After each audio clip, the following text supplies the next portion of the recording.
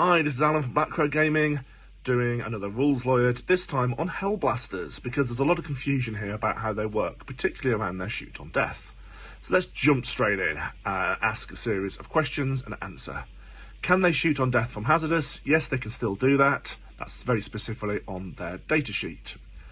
Can they shoot on death in melee, with pistols or otherwise? No, they cannot, because pistols run out of phase rule, which means they can only be used in the shooting phase, and of course you can't shoot the big guns in melee.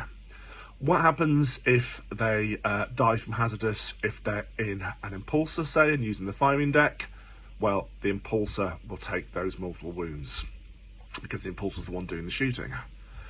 If you die from hazardous during Overwatch, and then you shoot on death, what do you hit on? You still hit on sixes, because the Overwatch stratagem says that you hit on sixes until the end of the phase. What about if you die during the opponent's turn? Do you then count as stationary and therefore hit on twos because of heavy? No, you don't, because remain stationary is something you have to choose in your turn and only lasts until the end of your turn. So you can't use heavy in the opponent's turn. So when you die in your opponent's turn, you're shooting on death, you are hitting on your normal ballistic skill with any modifiers that would apply normally. Secondly, or lastly, should I say, what happens if you are charged?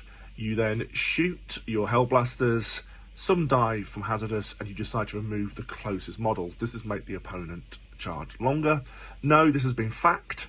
What in fact happens is the opponent gets to move their charge first, and then you remove your models that die, and then your opponent compiling, etc. from there onwards.